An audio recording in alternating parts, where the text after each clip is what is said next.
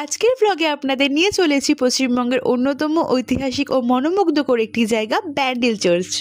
যারা কলকাতা বা হাওড়া থেকে একদিনের ছোট ট্রিপ প্ল্যান করছেন তাদের জন্য এই জায়গা একদম পারফেক্ট। স্টেশন থেকে চার্চের দূরত্ব খুব বেশি নয়, অটো বা টোটো নিলে মাত্র কয়েক মিনিটেই পৌঁছে যাবেন চার্চের গেটে। ঢুকতেই প্রথমে যে জিনিসটা চোখে পড়ে তা হলো চার্চের সাদা রঙের বিশাল গম্বুজ আর স্থির শান্ত পরিবেশ। চারিদিকে সবুজে ঘেরা এই চার্চ যেন শহরের ব্যস্ততার বাইরে এক আলাদা দুনিয়া। ব্যান্ডেল চার্চের আসল নাম বেসিলিকা অব দ্য হোলি রোজারি। এটি প্রথম নির্মিত হয়েছিল 1599 সালে পর্তুগিজ মিশনারিদের দ্বারা।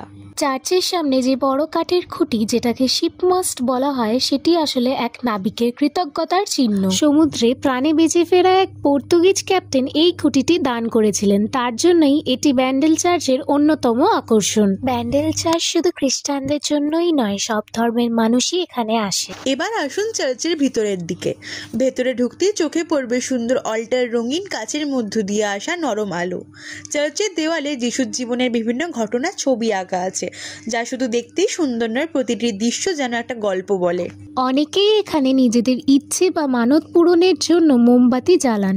কেউ আসে প্রার্থনা করতে, কেউ আসে ইতিহাস জানতে, আর কেউ আসে শুধু একটু নিরিবিলি সময় কাটাতে। অনেক দর্শনা ও পূর্ণার্থীরা বিশ্বাস করে এখানে নিজের মনস্কামনা বলে কয়েন ফেললে সেটির বাস্তবায়ন ঘটে। আমরাও এখানে নিজেদের মনস্কামনা বলে সেটি পূরণ হওয়ার আশায় রইলাম। তারপর আমরা আস্তে আস্তে সিঁড়ি দিয়ে ওপরে উঠে দেখতে পেলাম হুগলি ব্রিজের এই সুন্দর দৃশ্য।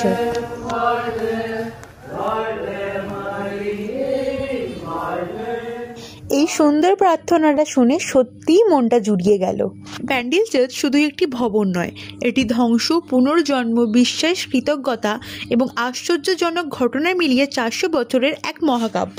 যে কারণে আজও ওপরের তলায় দাঁড়ালে মনে হয় দেওয়ালের প্রতিটি ইট যেন অতীতের গল্প বলছে।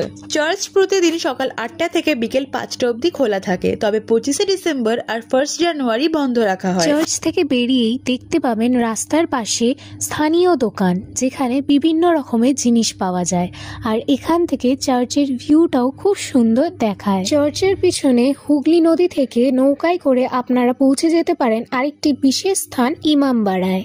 সব মিলিয়ে ব্যান্ডেল চার্চ একবার ঘুরে দেখার মতোই জায়গা। ভিডিওটি ভালো লাগলে লাইক, কমেন্ট, শেয়ার করে পাশে থাকবেন, যাতে আমরা এরকম আরো নতুন ভিডিও নিয়ে আসতে পারি। টাটা।